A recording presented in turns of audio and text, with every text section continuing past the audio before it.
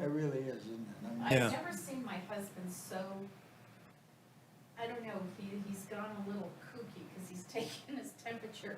Every time he comes home, he takes his temperature.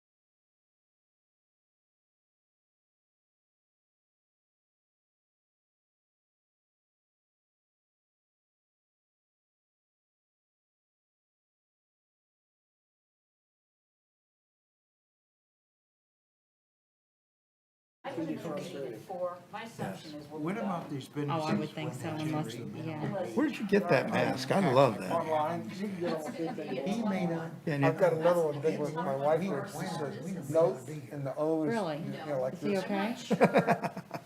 I'm gonna take this off, I brought another. Oh, yeah, Yom Kippur. Small business, they need to. Oh, good. Yeah, it started at Been 6:30 there, yesterday. No, I but just personally working out. Yeah.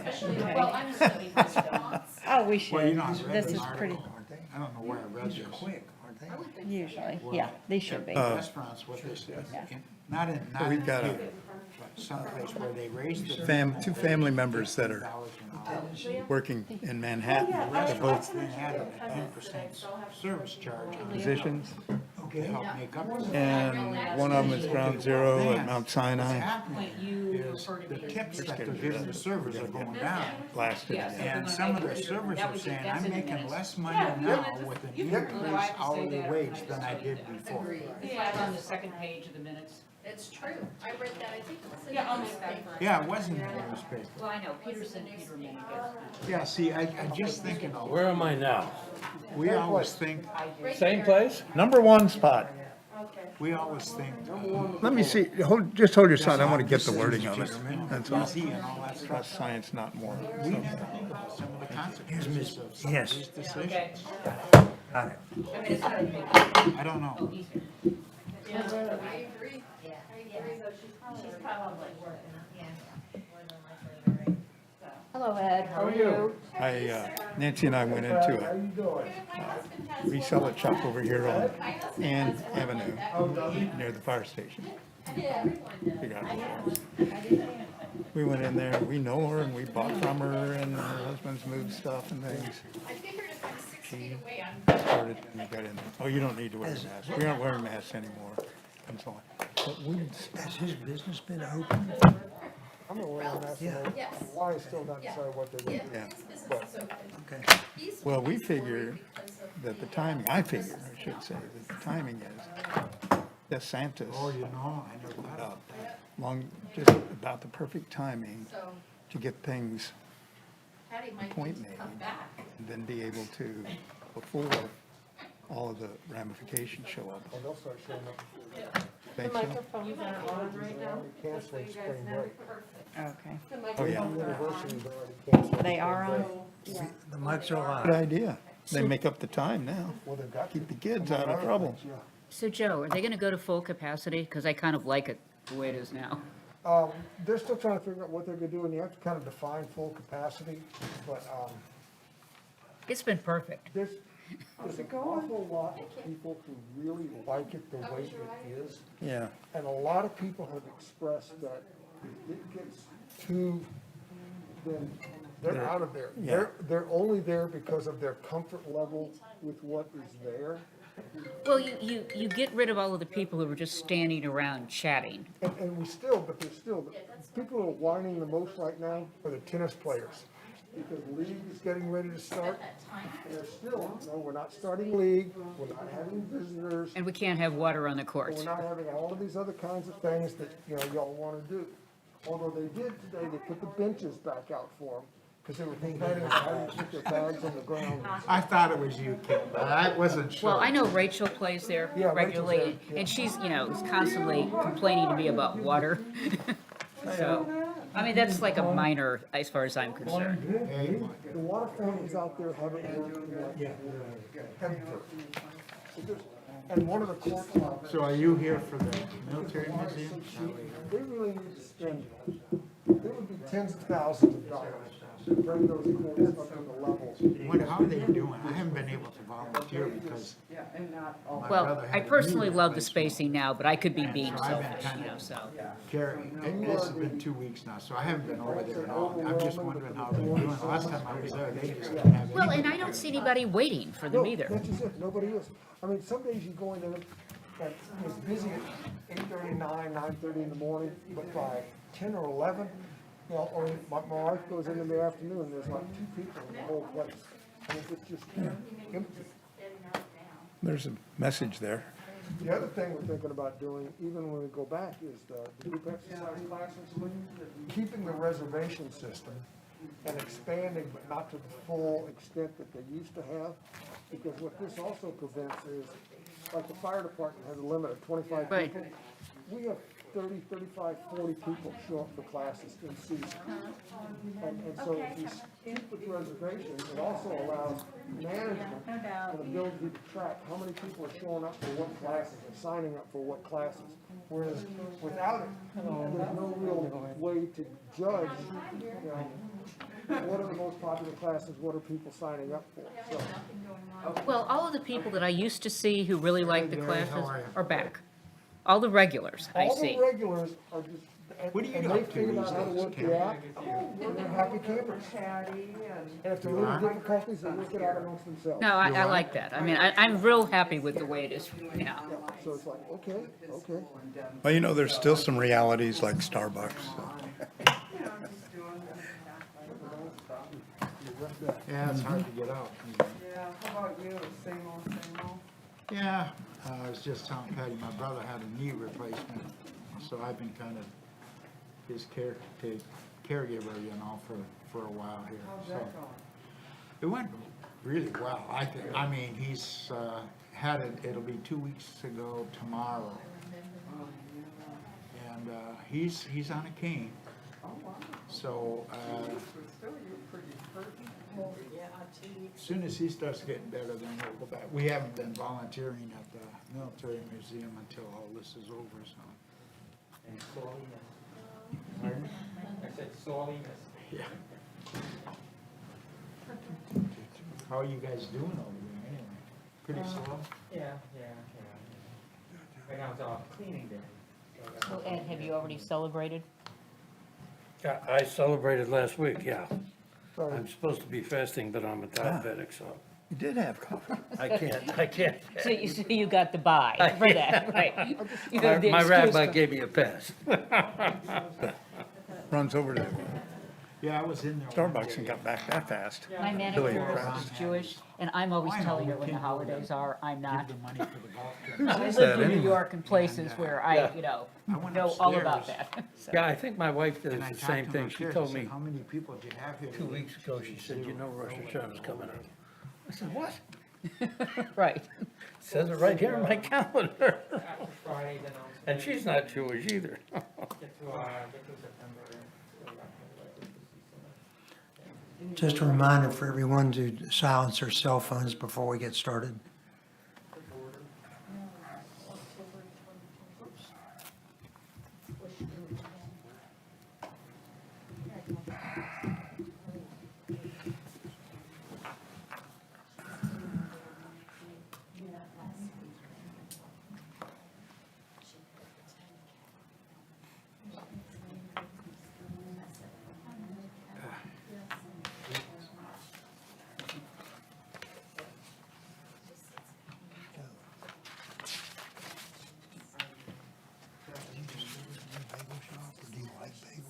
I can't eat bacon. They wake you up, you're diabetic, they wake your head carbs. But I understand that it's a little unnecessary. My wife, she says, "Dude, what's going on?" People saying, they ought to be open more, they start out, you know, expand his business and do more. You know, and I don't want a bagel before 11 o'clock in the morning. I don't want to eat breakfast. The guy opens up, he's, you know, mom and pop, a little business, they don't want to pay. 7 to noon or when they're running, I love them, they're wonderful people. So I said, get up and go early, get your ass in bed. That's right. I don't have a whole lot of sympathy for that kind of stuff. I don't either. But I understand it's a great bagel shop, so. It is, it really is. A number of flavors there. I mean, they make the dough, they boil them and you don't, do you remember that, where the bike shop is now? Yeah. That used to be a bagel shop. Oh, okay. Before Hurricane Charlie. Stuff your bagel. It was great. That was a great bagel shop. It was. Still is terrific. Have you tried the new one? Which one? I went out to the one on, Lake Susan? The one right here on Mackenzie Street. yeah, I just found that out today. They're We great. went all the way out to Vermont Road. They're great. I- Good afternoon. It's 2 o'clock. Welcome to the September 28th meeting of the Punta Gorda Planning Commission. Would you do a roll call, please? Edward Weiner, Here. Roger Peterson, Here. Donna Peterman, Here, Brad Gamblin, Here. Joseph Como, Here. Paul Sacalato, Here. Harvey Goldberg. Here. Thank you, Leah. Our next scheduled meeting is October the 26th, 2020. Please mark your calendars and let the city clerk's office know if you're not going to be able to attend. We'll look for citizens' comments on agenda items only at this time. However, if you plan to speak at one of the public hearings, you can wait until then. If not, if you have another matter to discuss about the agenda, please step forward. The microphone, state your name, and indicate your business, please. Hearing none, we'll move to approval of the minutes of the August 24th, 2020 meeting. Motion. Second. Any changes or additions? Sorry, Wiener. Did you get Oh, that? And who seconded? Oh, thank you. Any comments, changes, or additions? No, sir.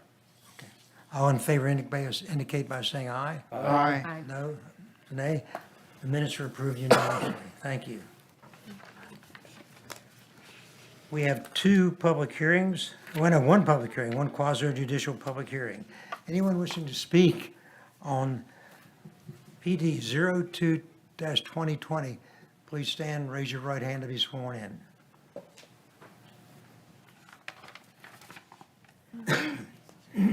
And as he said, anyone intending to offer testimony in today's proceedings, stand and raise your right hand.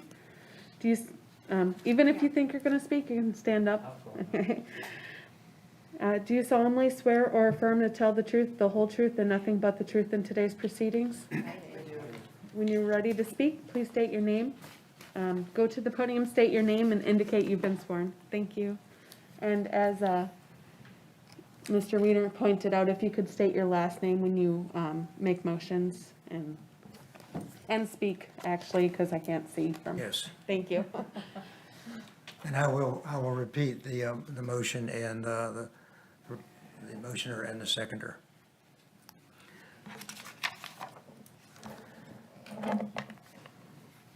This is PD 02-20, an ordinance of the City of Punta Gorda, Florida, amending ordinance number 1904-18 as amended by ordinance number 1919-19, which approved the planning department for 4.2002 plus or minus acres, generally described as 900 West Marion Avenue, Punta Gorda, Florida, permit public events as an existing auditorium, providing for conflict and severability, and providing an effective date.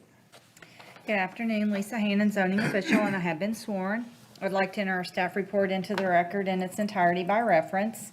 As stated in the title of the amendment to the ordinance, this is requesting to permit public events at an existing auditorium.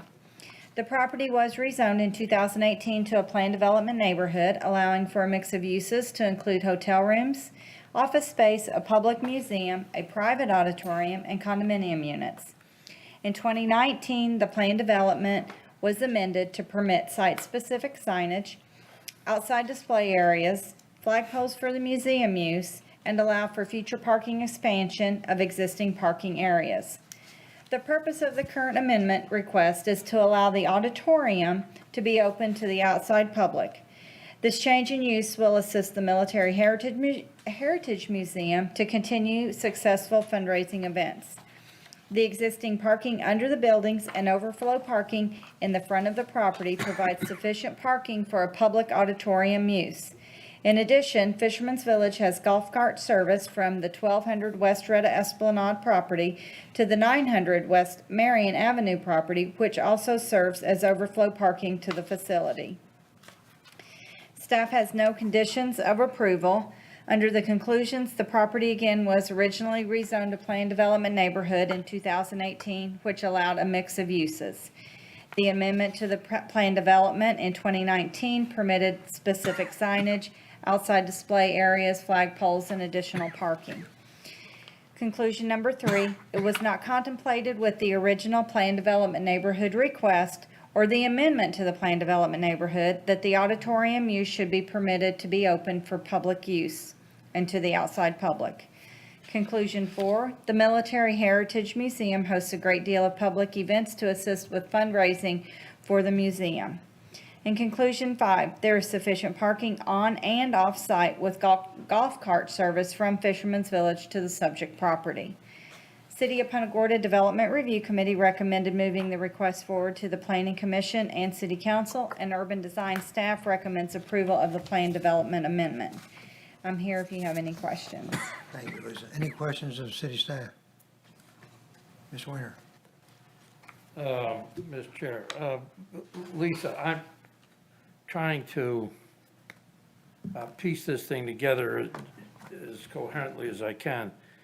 I'm concerned about the number of parking spaces and/or the off-site parking. We've got a 244-seat auditorium. We've got a hotel with 25 rooms. We've got the Military Heritage Museum. We've got condominium units, and we have office space. During the council meeting of June 20th, Mr. Hamilton asked how many parking spaces are on site, and he didn't get an answer. So I guess my question is, knowing that there's X number of spaces on site right now, and the overflow would be handled by golf cart to Fisherman's Village. I've been at Fisherman's Village where I parked in Cincinnati and had to walk to Fisherman's Village. So the parking spaces are at a premium there during special events, season, so on, so on, so forth. How many spaces on site can accommodate the 4 or 5 things I just enumerated? Okay, currently there are 66 spaces underneath the buildings, and they have additional 23 overflow parking on site.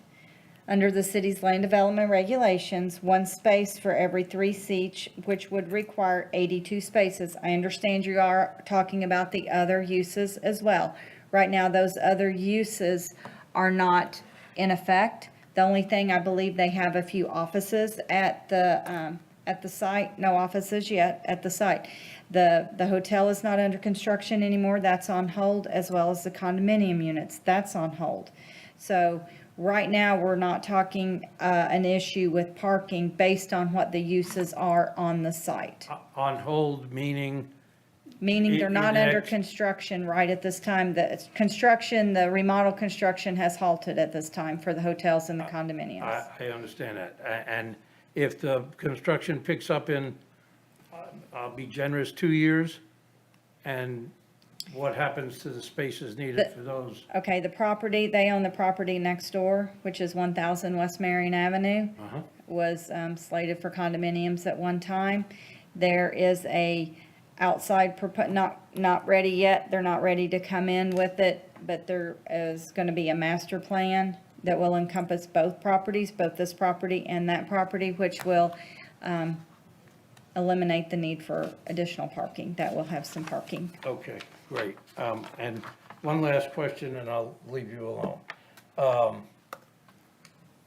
I'm going to show you my stupidity real fast. On the permitted uses chart, under PDN, we have single-family, multifamily, which is a public use. We have government office, which is a public use. We have neighborhood commercial shop front, which is a public use. We have cemetery, which I guess could be a public use.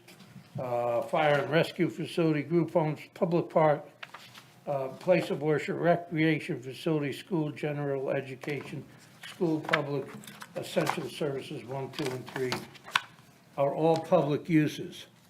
Yes? Yes?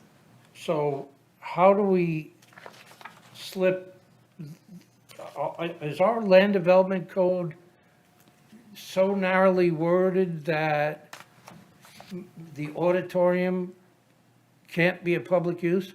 The original plan development, the ordinance for the original plan development specifically stated that it would be a private auditorium, not open to the public. That was written into the original plan development ordinance. I believe it was an oversight on the applicant. Staff didn't bring it up because that was what they had written that they wanted in there. Since it specifically states private auditorium, is why they had to come back to amend the plan development to make it say open to the public. So had they not said that, we wouldn't be here, right? Exactly. Thank you. Correct. Okay.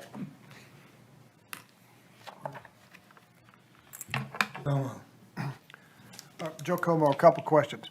So right now, we're basing all of this under current conditions. So we're saying we're at social distancing, no construction, and things are sort of in a hiatus. So all the planning would then be for worst possible conditions, so to speak, in the future where we have no social distancing requirements, we have full 250 occupancy in the auditorium, and we've got construction and everything else. So everything would be based on worst possible then, and we still have enough to cover it? Staff feels that we do have enough to cover it, yes. Okay, I don't know if you can comment to it or not, but in the possibility of additional parking, is this additional parking going to be on a vacant lot? Is there going to be permeable surface? Is there going to be something, because the extra slots that they put in the front of the museum, and in the interest of full disclosure, I'm a volunteer at the museum, and I've talked to Mr. Butler about this, about some of these things prior to this meeting. But if you get cars in there in a good rain, it's not a pretty sight. So are we looking at something with some sort of improvement other than a vacant lot? Yes, if they move forward with any of the new parking, it will have to be permanent wearing surface with all ADA accessibility. It would not be allowed to be gravel shell or sod. Or just posts laying in the ground outlaying? Correct, it would have to be improved parking. Okay, thank you. That's it. Any other But further right now, questions? until the improvement, they'll be in the situation that Joe's describing. Correct, right now, with the overflow parking that they have out front as a temporary use, and then the under building parking. Right, but eventually, the overflow parking in the front will be permanent parking with improved parking surface. Any other questions before we open the public hearing? This is a public hearing. Anyone wish to speak on PD 02-2020, please approach the podium, state your full name and that you have been sworn. You will have 3 minutes. Well, she's the applicant, so. The applicant Yeah. may have as much time. Hopefully I as you won't need. talk for more than 3 minutes. Patty Allen, General Manager, Fisherman's Village, and I have been sworn. Great questions. The beauty of our relationship with the Military Museum is in the past, the city has graciously allowed us to do public events there. So Gary gives me a schedule, we coordinate everything, and the nice part about the front little parking area is that it's in the rainy season, which is now. If he has a big event, we can park him at Fisherman's Village, because right now I have plenty of parking spots. We also have an arrangement with Five Star Realty that we park cars over there, so that is another option. And then we'll come back at a later date with some connectivity of all of these parcels that we have. So with the help, with our relationship with Gary, one of the things that we never want to do is have cars parked along Retta or anywhere else. I know, even though it is allowed, we don't want to do that. And Gary and I have been working very closely on his events pre-COVID, and we've done a great job, and he's done a great job recognizing that. So I do not feel that there is going to be any issues whatsoever, even when the hotel comes online and the condos, which is quite a bit of ways. So, Any further questions of Ms. Allen? Yes, this Roger Mr. Peterson. In the past, there's been a lot of parking on Esplanade. When you have an event there, you're saying that you won't need that parking on Esplanade when you have these events? the way Gary and I have been working together, we have not used the Retta parking. If need be, now if it's the lighting of the village, well, I'm sorry, they kind of parked everywhere, and, sorry. And it is a one-time, a couple of times a year, New Year's Eve, and lighting of the village are our two major events. And we hire police, and they do park along Retta. It is not against the rules or the law for us not to park there, but we choose to respect our residents and the park goers. But remember, we've purchased that big, huge parcel between Fisherman's Village and the Impact Building, which will be developed. And the intent is to have more parking and connectivity between the two. I hope that answered some of your questions. Any other questions of Ms. Allen? And for the record, if I may correct, we do have construction going on. We've just begun our construction with 900, which you may not have known. So windows have just went in. We're a long way away before we cut that ribbon. So I didn't want you to say that. Sorry. So may I ask a question? Ms. Peterman? So again, going through the material, and I was here when your representative, Jerry Waxler, presented what the plan was. I'm just curious about what changed, because she was very clear that the auditorium was going to be for private events. So what changed? Quite honestly, the need for the military museum was the main reason why they've moved from Fisherman's Village to this location, and they quickly learned that they really needed that auditorium in order to continue to sustain itself. So that wasn't the intent at the beginning, but it quickly became known that we really needed that. And also, to the success of the military museum, Gary and his team want to bring in some really cool things to our community, which I think will really enhance, I think, some of the cultural stuff here. So does that answer your question? Yeah, thanks. Okay. And again, full disclosure, our homeowners association has availed itself of the auditorium, and thanks to Gary for being a great neighbor. But I just needed to ask the question. Thank you. Yep. If I may, Mr. Right, Chairman. yes. Similar experience with the Rotary Club of Punta Gorda, having met over there. We did make we thought, a pretty substantial donation to the museum. And we were able to go over there and properly be thanked, and hosted a little reception for our members and to familiarize ourselves there. So it is needed for their business, and it's needed for our community too. I think it fills, honestly, I really think it fills a little niche that it's a little bit bigger than some of our civic, like the Civic Association, and it lends itself well to speakers and musical acts. So I really think it's a nice marriage between the military museum and our community. It's a wonderful facility, and could be utilized even to a greater extent for the benefit of the museum as well as the community. All right. And if there was ever you all know me very well in the community, and if there ever is an issue, the police or building or urban design calls me, and we address things right away. We never want to be a burden in our neighborhood. We're part of this community, and we never want to be a burden. So if there's any problems, you just have to pick up the phone and call me, and I am happy to address any situation regarding parking or what have you. Any further questions of Ms. Allen? Thank you. Thank you. Mr. Como?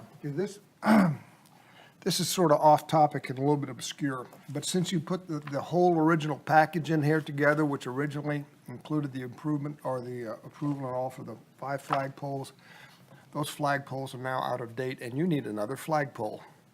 Because there's now there's now a sixth force, the United States Space Force, so you need another flagpole. Gary, Happy fundraising. That would not be my department, Yeah. that would be Mr. Butler's department. You and a lot of other people, now that we've created another force, another independent force, they have their own flag and everything. Wow, As soon as we interesting. figure out what the hell they're doing, we'll let you know. I truly think it's the Military Museum Yeah. is Yes, obviously ma'am. a great gem in our community, and I look for your approval. Thank you.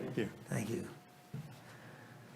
This is a public hearing. Anyone wish to speak on PD 02-2020, please step forward. State your full name, indicate that you have been sworn. Gary Butler, and I've been sworn. So I appreciate this moment. It's something we've been working for since we've been here, and it is true. You know, when I came on board in really in May of 2018, the conversations about the use of the impact building had just begun, and some of the preliminary work done by my successors and predecessors and the board did not envision the potential of the theater. And that was something that we quickly, when I put together the original business plan, it quickly became very important in order for the museum to work. Unfortunately, in 2018, a very large museum up in Lago closed, a military museum, because it couldn't pay its bills. Unfortunately, the Cape Coral Museum is now working out its final days, and soon that very, very large museum is going to close for the very same reasons. So the Military Museum is surviving. I'm not saying we're thriving right now in COVID-19, but we're surviving. And we're surviving because we built this very, very interactive museum that includes a lot of moving parts, as many of you have already attested to, which I appreciate all of you. So I do appreciate your support of this because it's so integral to the success of this museum and to the community it serves. And I'll close with one other, just a reminder of why it's so important. Yesterday, we had an event at the theater. It was a graduation of 41 war dogs who came in, who have been working with their families and their designated veteran that they'll be assigned to.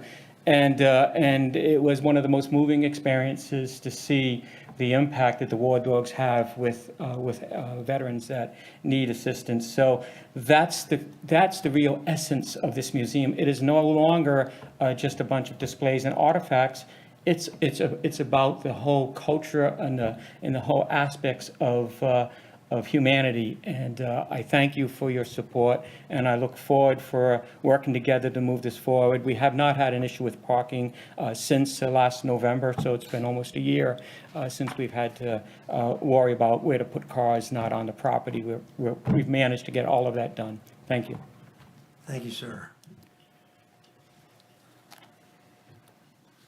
This is a public hearing. Anyone wants to speak on PD 02-2020, please step forward.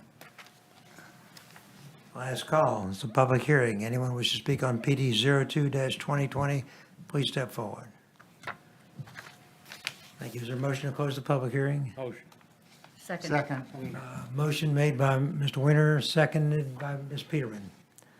Thank you. All in favor? Aye. Aye. Opposed, say nay. Motion is passed and the public hearing is closed. Is there further discussion on the petition? Mr. Chair, Sacaloto, will there be any constraints as to the kinds of public uses the auditorium can be put to? For example, can it be used for political rallies? Can it be used for other such events? If I may, Lisa Hannon, zoning official, the way the ordinance is written, it just says open to the outside public. So if that is the desire of, and this went through our legal department before it was, but it says the auditorium will be open to the outside public. It would be between the property owner and their tenant, the Military Heritage Museum, as to who they would allowed to use it, it would have nothing to do with the city. It would be a personal or a private matter. The Yeah. chair recognizes Ms. Allen as the applicant. Patty Allen, General Manager, Fisherman's Village, and I have been sworn. Sir, let me answer your question. One of the things that we pride ourselves on at Fisherman's Village and Impact is having events that are family-friendly and that are, I don't think we've ever had an event there that is controversial. When part of our partnership going forward, when it becomes public, is that the landlord and tenant must meet and basically approve what is going to be on the agenda. So I can't speak for the military museum, but I can speak for Fisherman's Village that we wouldn't allow something that would cause issues to public safety. Well, the reason I brought it up, among Oh, other please, things, can you speak into the Oh, microphone, I'm please, so sorry. everybody here? the reason I brought it up is that the American military has, for centuries, been admired for its nonpartisanship and its refusal to engage in partisan politics. And I think it's incumbent on the museum to follow that tradition. So Gary Butler, I've been sworn. That issue has come up from the day I started. We practice all aspects of military heritage, including the nonpartisan. So all of our volunteers and staff and employees are been instructed to not engage in any political conversations or nor wear any political paraphernalia while serving on duty. I have asked somebody to leave already for violating that code. So I think that answers your question. Well, I'm more concerned about the use of the auditorium. That's for the entire use of the museum. Okay. And for any Including- events. Including the auditorium. Including the auditorium. Okay. And that also goes for Fisherman's Village. We do not hold rallies or any, if you notice, we never had political signs or anything in our front yards. We just don't do that. Mr. Chairman? Yes. Karen Smith, City Clerk. You closed your public hearing? Yes, we should so reopen the public hearing. You should. So if you'd just like to close it again, I think that would show your intent. But if you're going to continue to ask questions of the applicant, you might want to formally reopen. Okay. But I would suggest you at least close it again. You're exactly right. Thank you, All Karen. right, thank you.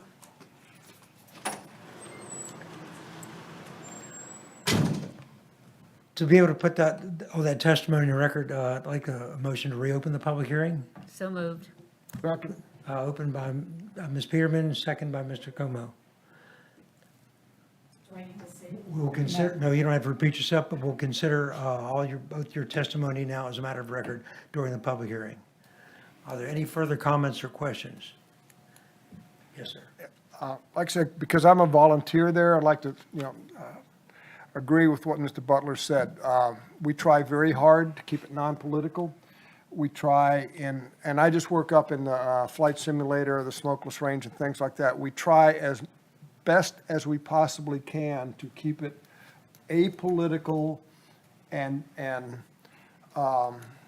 with proper decorum, not to engage in those things. And sometimes it has been a challenge with some of the people who come through, but I think our volunteers have been pretty good at not engaging. And we make it a practice to try and do that thing. We'll talk about just about anything but current politics or current history. We'll talk history with you, we'll talk ancient wars, we'll talk whatever. But just don't bring up anything going on today. That's it. Mr. Chair? All right. Mr. Peters. Full disclosure, I'm also a volunteer at the Military Museum, and I work downstairs in the gallery and not upstairs. We've never had, when I've been there, we've never had an issue as far as politics is concerned. We've never had any kind of political people coming in trying to, cause any problems at all. So it's always been neutral, and it's just like Mr. Como said, it's all about the Military Museum and the history of the military in this country. That's all it's all about. Thank you. Any further comments, questions? We'll entertain a motion to close the public hearing. So moved. Moved by Mr. Gamlin, Seconded, seconded by Sacaloto? Mr. Testato. All in favor of closing the public hearing, say aye. Aye. Opposed, say nay. Public hearing is closed again. Any further comments or questions of city staff or in general? In that case, what is your pleasure? Mr. Chair, Wiener, Mr. Winter? I'd like to make a motion based on the evidence and testimony presented at this public hearing for item number PD 02-2020. I find that this request is consistent with the City of Punta Gorda Comprehensive Plan and move that we recommend to the City Council approval of this request. Thank you. Is there a second? Second. Mr. Salciano, second. All in favor indicate by saying aye. Aye. Say nay. PD 02-2020 is approved unanimously. Thank you. And thank you all for your testimony.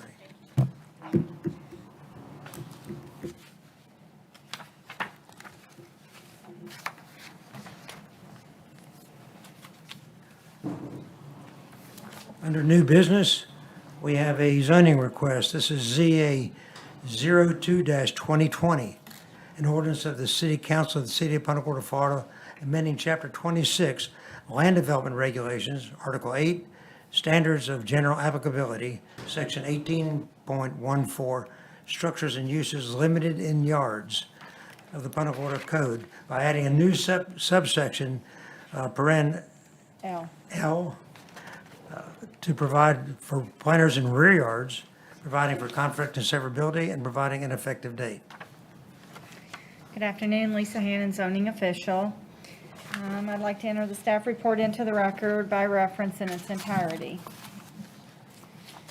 So this has come about due to recent trends with homes and pool designs, which are geared in creating a stepless environment, all one level.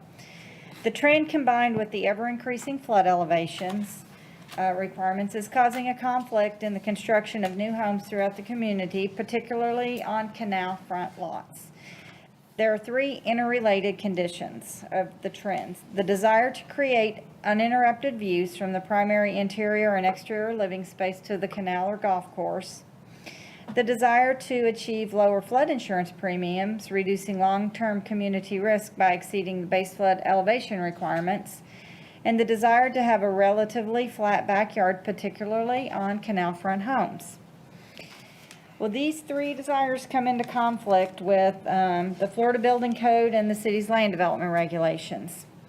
First, the Florida Building Code requires that any vertical drop of greater than 30 inches have an approved guard, such as a standard handrail with pickets no more than 4 inches between the vertical members.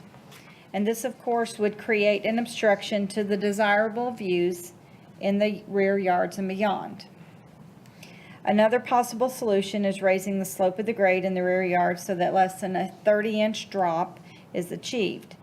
But this destroys the desire of a flat backyard, and it's sometimes not achievable because we have a maximum 4-to-1 slope requirement. The third alternative, which is currently being used, is the installation of a 2-foot wide, non-permanent planter area immediately adjacent to the pool stem wall. This reduces the vertical drop from the pool deck to less than 30 inches. Unfortunately, the current land development regulations do not permit this type of structure to occur if it is greater than 24 inches in height from grade. The proposed solution is to permit these structures to encroach up to 2 feet into the required rear yard, and these structures would be limited in height to a maximum of 29 inches lower than the elevation of the adjacent pool deck, patio, structure, or home. We, as urban design staff, we recommend approval of the zoning amendment. I know it can be a little confusing, and we've got a few little slides here, but if you have any technical questions, have a building plans examiner here, and I will try to explain it a little better. Just in layman's terms, a lot of the new pools they want a picture window in the screen. So that means no vertical or horizontal support post. The Florida Building Code requires, if you don't have any vertical or any support there, the fall zone coming off the deck of the pool to the ground grade or whatever can be no more than 30 inches. If it's more than 30 inches, you have to have pickets. You have to have a railing there so somebody doesn't fall through the screen off into the yard. So how staff has tried to help with the builders with this situation is the non-permanent structure planter. Well, our code makes it only allowed at 24 inches maximum above grade.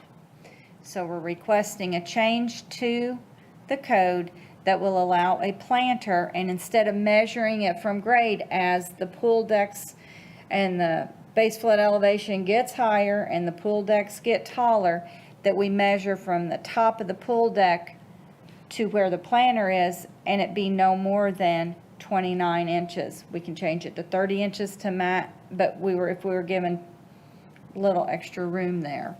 So that is what we're asking for. So Lisa, for those of us who are journalism majors, I cannot visualize what this looks like. Do you have any pictures of what a yard looks like? I mean, this means nothing to me. I hate to say that. I don't know if I have. I mean, I get the gist of the open vista, but I'm having trouble figuring out what what's one look like now and what is it going to look like if you allow this. Lisa, go back to the first slide that you had up. Okay, I do have some pictures. Now that one actually has a, oops, sorry. Why is that not?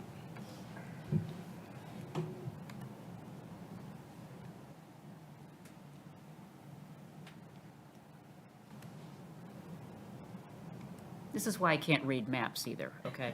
So I'm just explaining my disability here.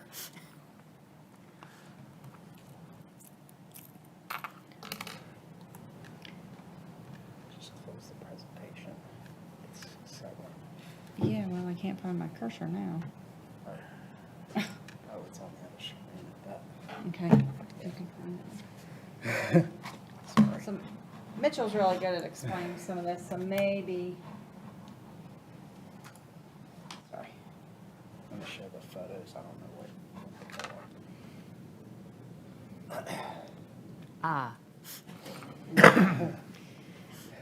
this is not the best example. This is just of what a planter looks like out there now. Okay. The new picture window screens, where you see this bar, they wouldn't have that bar. They wouldn't have any of these structural bars across. It'll be just all screen.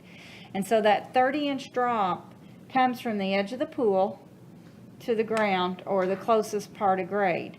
So we're just asking to allow for a planter to be able to, and a planter only, to be able to encroach 2 feet into the rear yards. And this is most likely just in PGI and BSI is where this is pretty much going to take place. And allow that structure to be as tall as it needs to be, but not more than 30 inches from, or 29 inches from the base, the pool deck down to that planter. So if somebody goes through the screening, They They fall aren't- into the Fall in plant. the plants. They fall in the plants. they get planted. They get planted, right, exactly. Okay, so, like in my backyard right now, it looks more like the other picture. It looks more like this with a lower wall, but a larger vegetation area. Is there some sort of ratio that's gonna have to be maintained in there? Because, a narrow like this one, okay, it looks like you got a couple of feet there and a tall. So no matter what, this planter's not going to be able to, he couldn't take this or they couldn't take this and extend this further into the yard. No, that is correct. It's going to be a maximum of 24 inches, and the actual Florida building code says 30 inches down, 24 inches wide. So we're making things be consistent with the Florida building code. Gotcha. So the So they other, could not go out more than 2 feet from the back of that stem wall of that pool. if it's this tall, but if it's shorter, like the other picture you show, you can So- go further out. So there's an It would aspect be- ratio there? It would be a non-permanent structure at that point, and you're only allowed up to 10% of a required rear yard for a non-permanent structure, like a patio Yeah. or So- landscape wall. So this, because those bricks are not poured concrete, they're not permanent, you can extend that that goes to your 10% rule. That goes toward the 10% rule, that is correct. So you couldn't take it out here and do a 24-foot or 24-inch? No. Okay. I'm with you, Donna. Thank you, I feel better Also already. also applies to political science majors. The picture is worth 1,000 words, okay, so this is much better. Any further questions? Well, it seems to me that if somebody falls through one of those screens and conks their head on that wall, they would have been better off falling onto the lawn. I I mean, can't really answer I don't that, but see, I that's, don't see where this is safer than letting them fall onto the lawn. the Florida building code is very specific in how it states that the fall zone is 30 inches in height and 24 inches wide. So It breaks you. we're just being consistent with the Florida building code and helping out. Otherwise, people have to shorten their pools and not be able to build what they want on their property right now.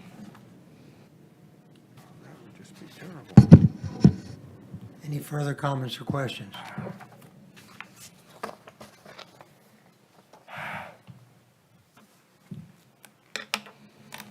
What say you? From a practical standpoint, I kind of agree with the last comments. I just have sort of visions of, now, I don't know how many people go through those screens, probably, but Would hope I would not. hope not many.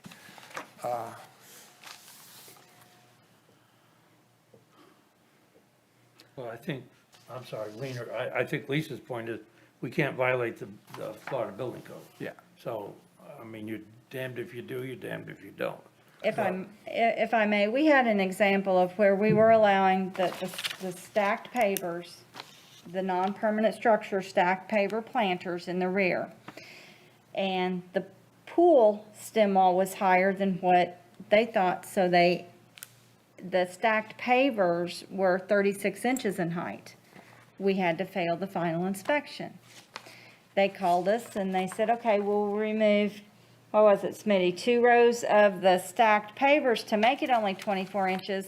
Then the building department says, oh, wait, then you'll exceed the 30 inches. Away.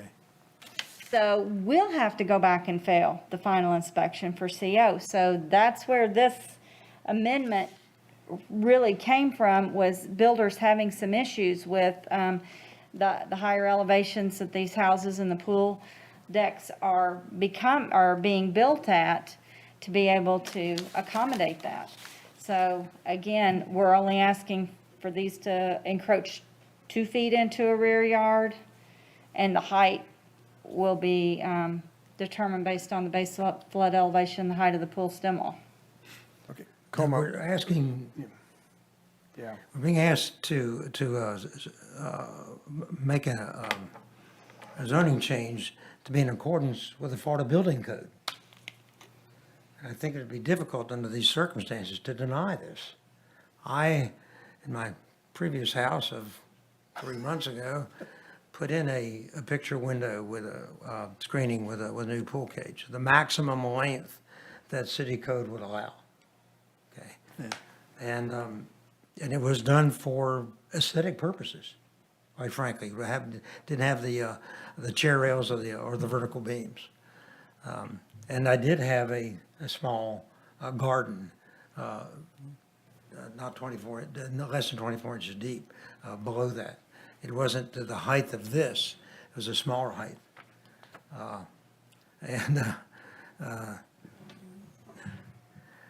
With adults and kids and grandchildren there,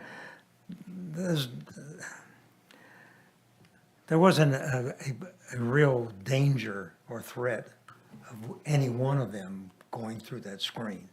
The screen is there, it's visible, and it's a known barrier. It's a recognized barrier. So I don't see any issue with this myself. Or choice. We really don't have a choice, nor do we have an issue with this, the way I see it. And I'm looking at it and looking at, we're on the edge of our stem wall being too high and, it meets all the requirements. But if it's just right on the edge, and it's a little bit uncomfortable because it's really tall on the stem wall, even the way it is. But, are we ready for a motion? It's up to you. I'd like to make a motion, based on the evidence and testimony presented at this public hearing for item number ZA 022020. I find that the request is consistent with the City of Punta Gorda Comprehensive Plan and move that we recommend to the City Council approval of this request. Second. Motion by Mr. Gamlin, second by Ms. Peterman. Any further comments or discussion? All in favor indicate by saying aye. Aye. Opposed, say nay. ZA 02-2020 is approved unanimously. Thank you. Thank you. I will say that building trends these days, if you ride around Punta Gorda, particularly Punta Gorda Isles, and even Burn Store Isles, you will see more and more of these picture window size Yeah. pool cages and screening being built. Yeah, and it seems as though with, given the size of lots and the size of some of the houses they're trying to put on these lots, with the setback rules, this is just setting up, anyway, it's gonna make for adventures in code enforcement. That's why they get the big bucks. Oh, I'm sure. Yeah. The other problem, John Smith, for the record, I have been sworn. The other issue that is being dealt with is FEMA's regulations as well. The building code has elevated the houses all another 12 inches. When the new FEMA maps go into effect, which is probably going to be the end of next year, if your zone stays the same, you're in a 9AE zone, and you're going to stay in a 9AE zone, you're still going up 14 inches. Because of the simple fact that FEMA has changed the datum that they're using. They basically reset zero. So that caused a 14-inch elevation right there. Should you be in a 9 zone and you go to a 10 zone, now you're not going 14 inches higher, you're going 26 inches higher. So this ordinance, this change in the ordinance is going to alleviate a lot of problems. Basically, with a fixed measurement from 29 inches down, we'll solve the problem with the building code with all your picture windows that have become very popular in the last few years. The thing that's going to change is going to be the elevation of the landscape wall. And as Paul had mentioned earlier, I agree. 2 foot, it's not really saving anybody. It originally in the code, when they came out with it, it was 3 feet out away. Then they reduced it to 24 inches. Honestly, I didn't think either one made a difference. If somebody of full height goes through that screen, that 2 foot is not going to stop you from getting hurt. That's just going to break you right about waist high, you know. But what it comes down to also with the walls being able, the retaining wall being able to be put in there like that to alleviate that problem, it also reduces the steepness in the yard. You know, everybody knows you get a steep backyard like this, everybody's walking around like they got a bad hip. In somebody's situation where they do have a bad hip, that just makes it even worse. But with this retaining wall being the height is now not basically specified, the grade can be lowered to hold at least a 4-to-1 grade, which gives you a nicer slope where people can actually walk around out in their yard, and it also alleviates the hydrostatic pressure from the water running off so fast against the back of the seawalls. So it is a good thing what we're doing. It's definitely going to alleviate a few problems, and it, again, it's going to help our seawalls as well. So it's the way to do it. Other benefits. Thank you, Smitty. Appreciate that commentary. All right, we have no unfinished business. Any further comments from city staff?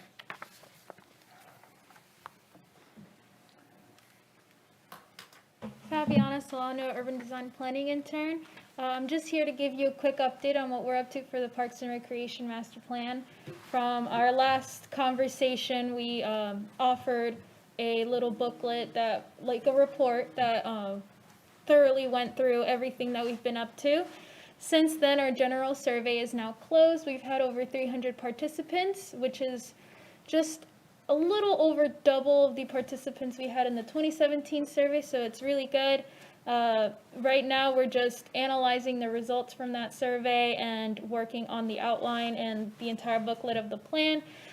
We plan on giving you all a better update, just more in depth, in the next meeting, where we may go over a new timeline and just possible concepts. And I'm dressed like this because I've been filming all morning, but our update number 9 video is up, and we're just going over the park typologies and some of the parks that we have here.